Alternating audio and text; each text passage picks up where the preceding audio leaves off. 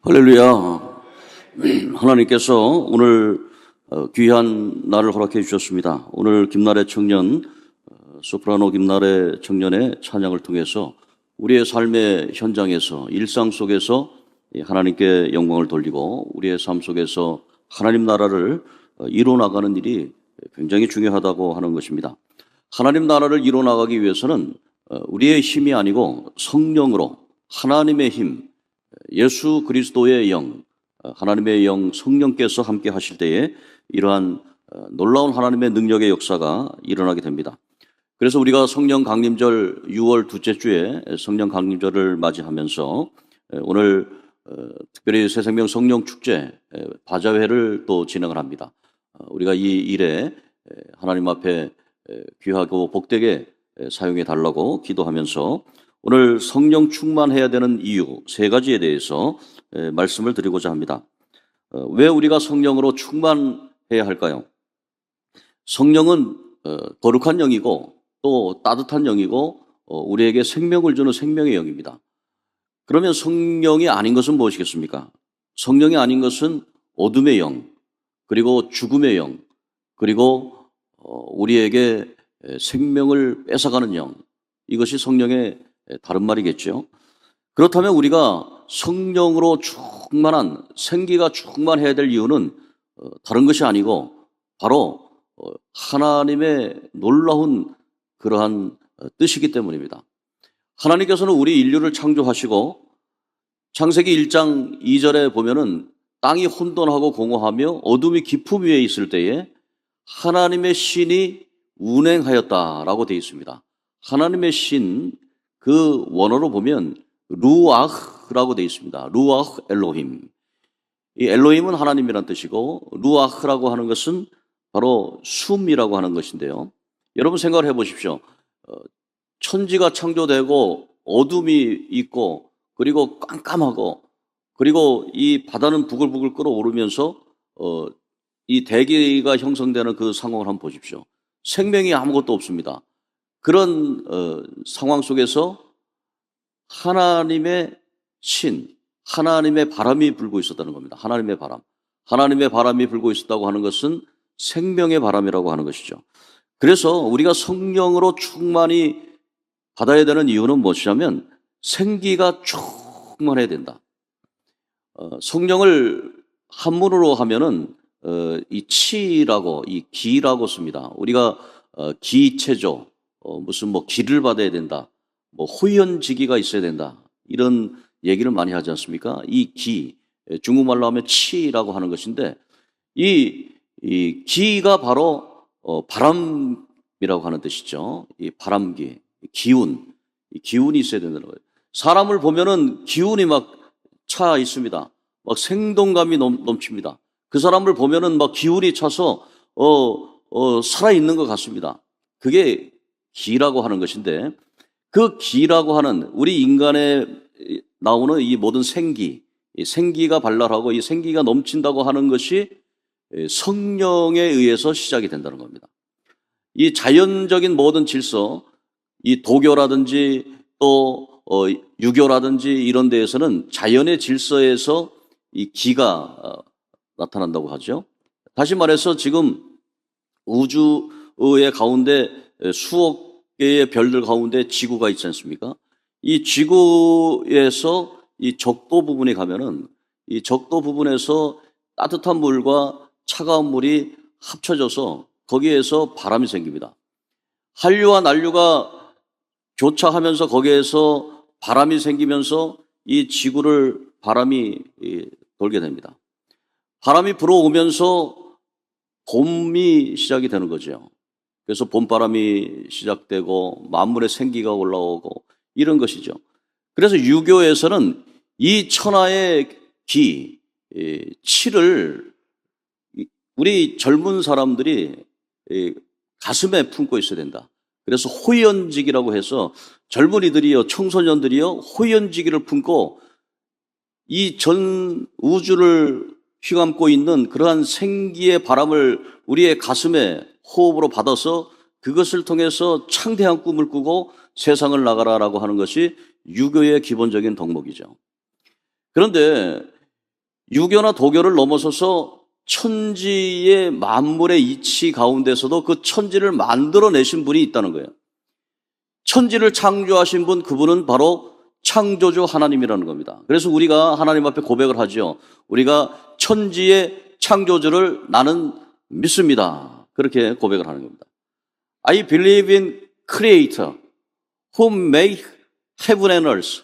천지를 만든 하나님을 크리에이터로, 창조주로 나는 믿습니다라고 I believe in, 그렇게 고백을 하는 겁니다. 그러니까 여러분들은 유교를 믿는 사람들이 아니에요. 여러분들은 도교를 믿는 사람들이 아니에요. 여러분들은 자연, 질서, 과학 그 정도에서 머무는 게 아닙니다. 여러분들은 과학을 넘어서서 하나님을 믿는, 창조주 하나님을 믿는 하나님의 백성들, 하나님의 사람들이라는 거예요. 그래서 여러분들은 성령 충만함을 우리가 받아야 되는 겁니다. 하나님의 뜻이기 때문에. 하나님은 이 우주 만물을 만드시고 생동감을 넘치게 하시고 거기에 생기를 불어넣으셔서 우리도 사람을 만드셨고, 우리의 이 생기가 다 없어져서 흙으로 돌아갈 때까지 우리는 생동감 있게 이 세상에서 살아가야 한다고 하는 것입니다. 그래서 하나님께서는 우리를 생명을 주시고 생기를 주시고 하나님의 위대한 일을 감당할 수 있도록 우리 안에 성령을 주셨다는 겁니다. 그러니까 여러분들이 여러분 안에 있는 이 숨이 성령의 숨이라는 사실을 깨달아야 됩니다. 그냥 내가 살아있으니까 이 코끝에 숨이 나오고 입에서 바람이 나오고, 그러니까 내 이 심장에서 심장 박동을 통해서 허파에서 바람이 나와서 숨을 쉬고 이 숨이 끝나면은 나는 죽는 거구나 하고 그렇게 단순하게 과학적으로만 생각할 게 아니고, 우리의 이 숨은 하나님의 거룩한 숨이라는 거예요. 내가 이 숨을 쉬고 내가 하루 일상을 살아나가고 내가 정말 이 세상에서 생활하는 것은 하나님의 호흡으로 내가 살아간다. 그것이 바로 우리 크리스찬의 삶이라고 하는 것입니다. 하나님께서는 주권적으로 역사하십니다. 하나님께서는 저와 여러분들의 삶에 성령으로 역사하신다고 하는 것입니다.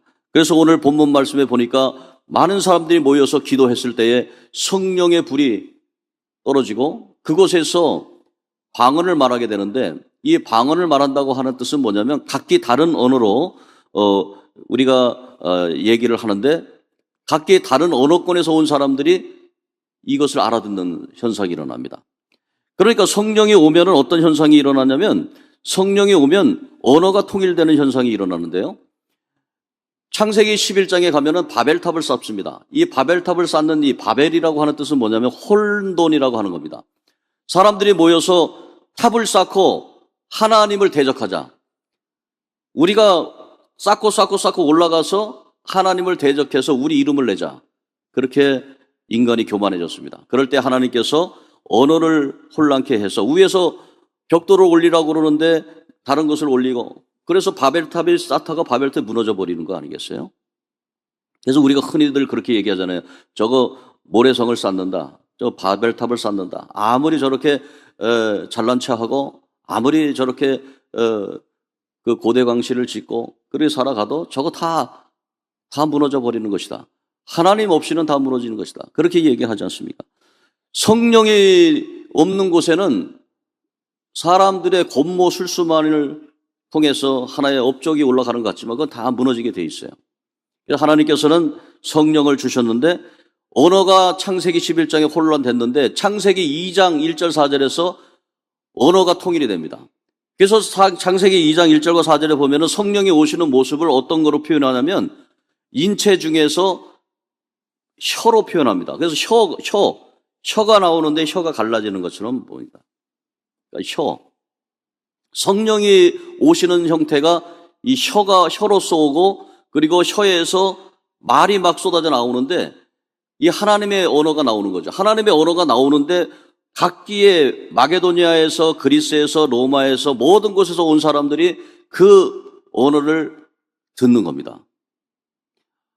이 하나님의 역사, 언어 통일의 역사가 일어나게 된다고 하는 것이죠. 그러니까 성령이 임하게 되는 것은 우리에게 첫 번째로 생명을 주고 생동감을 넘치게 하고, 그렇게 하기 위해서 성령이 오셨고, 우리가 생동감을 얻고 생기를 찾고 꿈을 바라보며 비전을 갖기 위해서는 성령으로, 하나님의 영으로 충만해야 되고요. 두 번째는 바로 우리가 하나가 되기 위해서 성령으로 충만해야 됩니다. 성령의 영은 하나의 영입니다. 주님도 하나요, 하나님도 하나요, 성령도 하나요, 세례도 하나요, 교회도 하나고 다 하나의 목적을 가지고 인류 구원한 사명을 담당하기 위해서 성령이 오셨는데, 악령은 어떤 뜻이냐면 악령은 다 분리시킵니다. 서로 거짓되게 괴계를 말하게 합니다. 서로 거짓말을 하게 합니다. 그렇게 해가지고 분열이 되고, 분열된 곳에는 성령의 역사가 있지 않습니다. 우리 대한민국 북한과 남한이 분열돼 있어요. 북한과 남한의 성령의 역사가 사라지기 직전입니다. 통일이 돼야 되는 것입니다. 성령의 분명한 뜻은 무엇이냐면 남과 북이 통일되는 겁니다. 그래서 우리가 지금 하나님 안에서 기도해야 될 것인데요, 이 통일 논의가 없어져 가고 있어요. 점점 너무 살기가 힘드니까. 예전에는요, 남과 북이 통일되고, 그리고 통일된 대한민국이 전 세계를 향해서 세계 인류 주도 국가, 세계 경제 강국, 문화 강국, 지금 모든 그러한 하나님이 주시는 선교 강국으로 그런 목적을 가지고 지금 달려갔는데, 이 통일 논의가 지금 사라져가고 있어요. 왜? 성령의 역사가 지금 많이 약화되고 있는 것 같습니다. 오늘 우리 새로운 시대를 맞이하면서, 새로운 세기를 맞이하면서 통일의 역사를 돼야 돼요. 교회도 마찬가지입니다. 교회도 서로가 협력해야 됩니다. 협력하고 각 기관마다 협력하고, 그리고 서로가 협력해서 해야 됩니다. 그리고 교단도 마찬가지입니다. 한국 교계도 마찬가지입니다. 서로 협력해서 일들을 해야 되는데, 요새는 협력하려고 하지 않습니다. 다 개인주의, 개교회주의, 자기중심주의. 왜 그렇습니까? 나도 힘들기 때문에. 나도 힘든데 내가 어떻게 다른 사람을 돕느냐. 나도 힘든데, 우리 교회도 힘든데 어떻게 다른 사람을 돕느냐. 그러나 성령으로 충만하게 되면요, 협력의 일들이 막 생기기 시작합니다. 오늘도 우리 여성교회 연합회에서 협력해서 많은 일들을 감당하고 있지 않습니까? 여러분도 마찬가지입니다. 여러분 성령 충만하게 해서 하나님 앞에 영광 돌려야 되는데, 500명의 사람들이 예수님 승천하신 걸 보면서 예수님이 이렇게 말씀하셨어요. 내가 가지 아니하면 하나님께서 보혜사 성령을 보내주지 않을 것이다. 그래서 나는 가야 되지만 섭섭하게 생각하지 말고 성령께서 오셔서 너희에게 내가 가르친 것을 다 알게 하고, 그리고 하나님의 사명을 감당하게 할 것이다. 예수님 말씀하셨어요. 그 500명의 사람들이 그것을 보고 믿었습니다. 그런데 예수님 말씀대로 실천한 사람은 그 중에 120명이었어요. 380명의 사람들은 예수님이 말씀하신 것을 잊어버리는 것 같아요. 모여서 기도하라고 그랬거든요. 예루살렘 떠나지 말고. 그런데 예수님의 제자 500명의 제자 가운데 120명의 제자들은 마가의 다락방에 모여서 하나님 앞에 기도했습니다. 그 말씀을 의지해서 기도했습니다. 가장 기본이 뭡니까? 우리 교회의 기본이 뭡니까? 교회의 기본은 말씀, 하나님의 말씀, 그리고 기도입니다. 예수님께서 기도하고 말씀 중심으로, 그리고 그 기도하고 말씀을 중심으로 하면 성령을 충만하게 받을 수밖에 없어요. 왜냐하면 내 안에, 여러분 스펀지를 한번 보십시오. 스펀지 놓고서 물에다가 담가 놓고 보십시오. 그럼 스펀지가 물을 쫙 끓여요. 이 세츄레이션이라고 그러거든요. 이 쫙 끓여. 그 스펀지를 짜면은요, 물이 쭉 나옵니다. 우리도 마찬가지예요. 우리도 하나님 말씀으로 계속 공급받고 기도하고 그러면, 이 사람한테 푹 찌르면 하나님 말씀이 나오게 돼 있어요.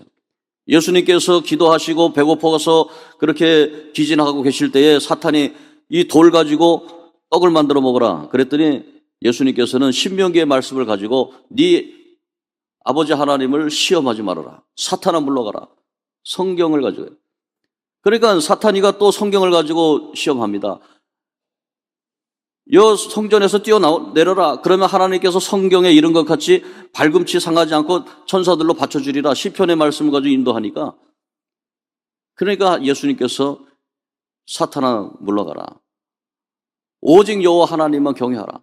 그래서 성경 하나님 말씀으로 막 대적을 하는 거예요. 여러분들을 괴롭히고 여러분들에게 도전하고 그런 것들을 많이 당하지 않습니까? 그럴 때 여러분들의 입에서, 여러분의 머리에서 무슨 얘기가 나갑니까? 여러분들 보고 자꾸 유혹합니다. 미혹합니다. 그리고 좌절시킵니다. 그럴 때 여러분 마음속에 어떻게 합니까? 하나님 말씀으로 오직 주 여호와 하나님만 경배하라. 사탄아 물러가라. 그렇게 여러분들 누가 툭 건드리면 성경 말씀이 툭툭 나와야 되지 않겠어요?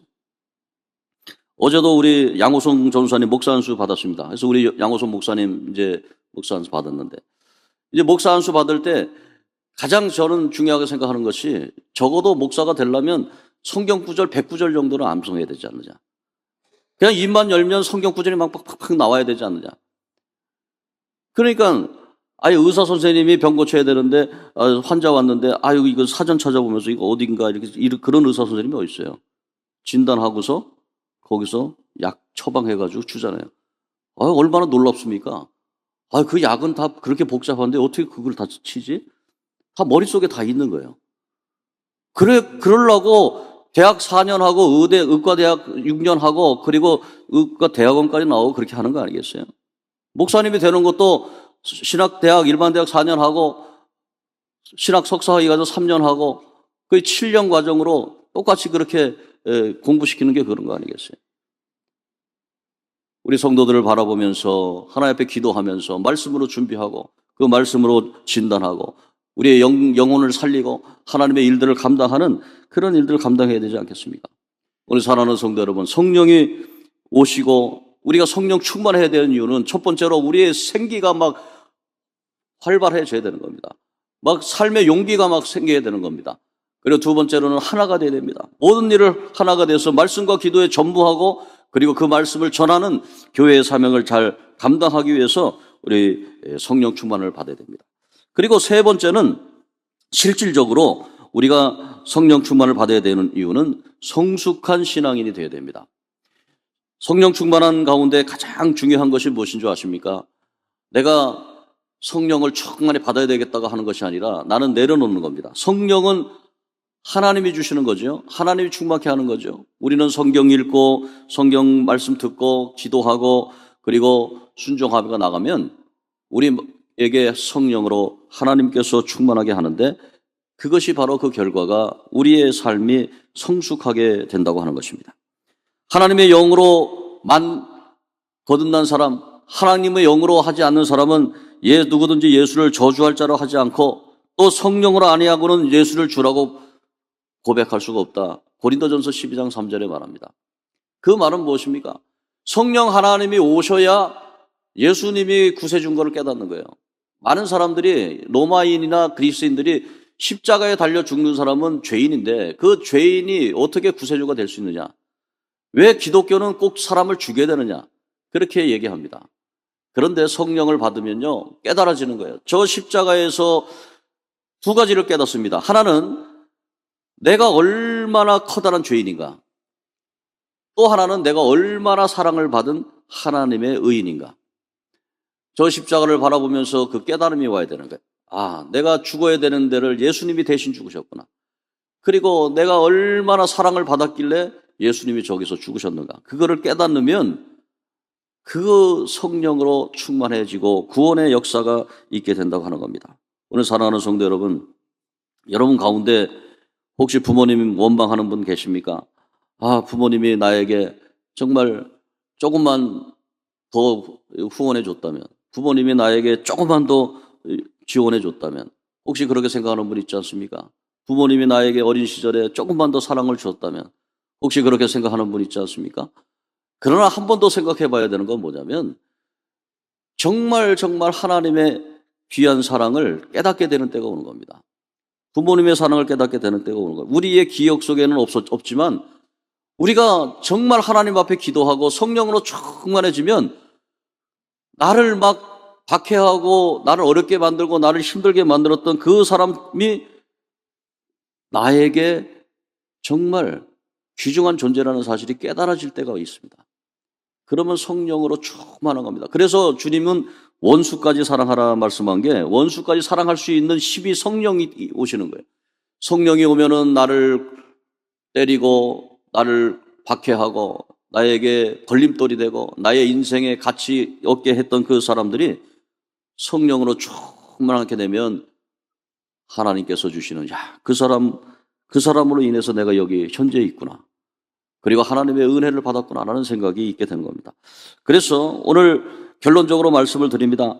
우리가 성령을 받아야 되는 이유는 여러분들이 첫 번째로 생기발랄하게 살아야 됩니다. 이 우주에 충만한 그러한 성령의 그런 기운, 하나님의 성령, 그 성령을 우리가 받아들이고, 그래서 항상 우리는 성령님을 환영합니다라고 아침에 일어나서 성령님 환영합니다. 그 기도하시고, 항상 우주에 충만하신 그리스도 예수님, 그리고 성령님께서 나와 함께 해주옵소서. 이 우주의 모든 충만한 기운이 나에게 들어오는 겁니다. 그래서 아침에 눈을 뜨고, 그리고 세상을 살아가는 힘과 용기가 되는 거죠. 그리고 세상을 살아갈 때 두 번째로 하나가 되는 겁니다. 통합적인 삶을 사는 겁니다. 그래서 옆 사람, 성령이 나에게만 역사할까요? 옆 사람에게도 역사하죠. 다른 사람에게. 그러니까 협력해서 선을 이루고, 세 번째는 우리가 성숙한 인격을 가지고 성령께 복종하면서 삶을 살아가 하나님 앞에 영광 돌리는.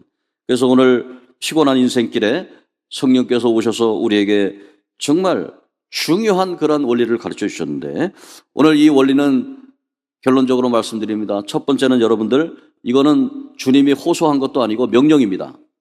성령 충만함을 받으라. 한번 따라 합시다. 성령 충만을 받으라. 이 명령입니다. 명령이에요. 하나님의 명령입니다. 명령은 뭐 하고 안 하고가 아닙니다. 그냥 이제 예수 믿었으니까 예수의 영으로 충만하자. 그렇게 해야 됩니다. 그 다음에 두 번째는 성령 충만을 받으라는 것은 미래에 받는 것도 아니고 과거에 나는 받았는데, 청년회장 할 때는 열심히 받았는데, 그게 아닙니다. 지금 성령 충만을 받아라. 한번 따라 합시다. 지금 성령 충만을 받자. 그리고 세 번째는 내가 하는 것이 아니라 주도권은 하나님이 주시는 것이다. 그래서 겸손하게 주님이 주시는 성령 충만함을 받아들이고, 오늘 여러분들이 이 비가 오면은 이 장독대가 갇혀 있으면 안 되잖아요. 이게 뚜껑을 열어놔야 비가 들어올 거 아니에요, 빗물이. 그래서 그 빗물을 가지고 사용할 거 아닙니까? 그와 같이 오늘 이 시간에 마음만 열면 됩니다, 여러분. 목사님께서 성령 충만 받으라고 말씀하셨는데, 이제 받자. 이제 좀 내 마음문을 좀 열자. 이제 하나님께서 나의 삶에 영향을 주실 것이다. 그리고 신비한 하나님의 성령의 역사가 일어날 것이다. 그리고 여러분 오픈 마인드 하시고 하나님 앞에 영광 돌리는 오늘 하루 되기를 주의 이름으로 축복합니다.